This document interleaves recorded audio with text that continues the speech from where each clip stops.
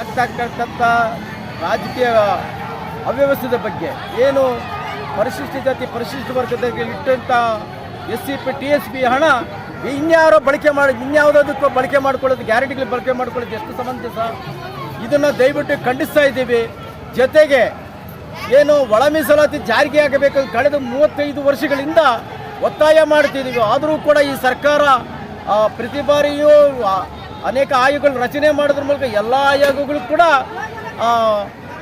ಒಳ್ಳೆಯ ತೀರ್ಪನ್ನು ಕೊಟ್ಟಿದ್ರು ಕೂಡ ಇದನ್ನು ಎಲ್ಲ ಜನಾಂಗಕ್ಕೂ ಕೂಡ ಹಕ್ಕನ್ನು 6 ಅನ್ನೋದ್ರ 6 4 ಮತ್ತು 1% ಅನ್ನು ನೀಡಿದ್ರು ಕೂಡ ಸರ್ಕಾರ ಇನ್ನೂ ಅದನ್ನು ಅನುಷ್ಠಾನಗೊಳಿಸದೆ ಅನ್ಯಾಯ ಮಾಡ್ತಾ ಇರೋದ್ರಿಂದ ನಾವು ನಾಳೆ 12ನೇ ತಾರೀಕು ಇದೇ ಫ್ರೀಡಮ್ ಪಾರ್ಕಲ್ಲಿ ಸಾವಿರಾರು ಜನ ಮತ್ತೆ ಪ್ರತಿಭಟನೆ ಮಾಡ್ತಾ ಇದ್ದೀವಿ.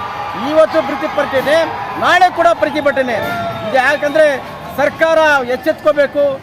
ಏನು ಬಡವರ ಕೂಗು ರೆಟ್ಟಿಗೆ ಜೋರು ಅನ್ನೋ ಥರ ಈಗ ನಾವು ತೋರಿಸ್ತಾ ಇದ್ದೀವಿ ಸರ್ಕಾರಕ್ಕೆ.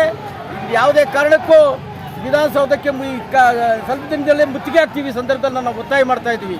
ನಮ್ಮ ಹೋರಾಟ ನ್ಯಾಯಬದ್ಧವಾಗಿರ್ತಕ್ಕಂಥ ಹೋರಾಟ. ಈ ಹೋರಾಟ ತಕ್ಷಣ ಈಡೇರಿಸಬೇಕಂತ ನಮ್ಮ ಸಿದ್ದರಾಮಯ್ಯನವರಿಗೆ, ಸಮಾಜ ಕಲ್ಯಾಣ ಇಲಾಖೆ ಸಚಿವರಿಗೆ, ಮಾನ್ಯ ಜಮೀರ್ ಅಹ್ಮದ್ ಅವರಿಗೆ ಮತ್ತೊಮ್ಮೆ ನಾವು ವಿನಂತಿ ಮಾಡ್ತಾ ಇದ್ದೇವೆ. ಈಗ ಏನು ಅಸೆಂಬ್ಲಿ ಒಳಗಡೆ ನೀವು ನಾಳೆ ನಾಡದಲ್ಲಿ ತೀರ್ಮಾನ ತಗೊಂಡಿಲ್ಲ ಅಂದರೆ ಮುಂದಿನ ದಿನಗಳಲ್ಲಿ ರಕ್ತಕ್ರಾಂತಿ ಆಗುತ್ತಂತೆ ಸಂದರ್ಭದಲ್ಲಿ ನಾವು ಎಚ್ಚರಿಕೆ ಕೊಡ್ತಾ ಇದ್ದೀವಿ.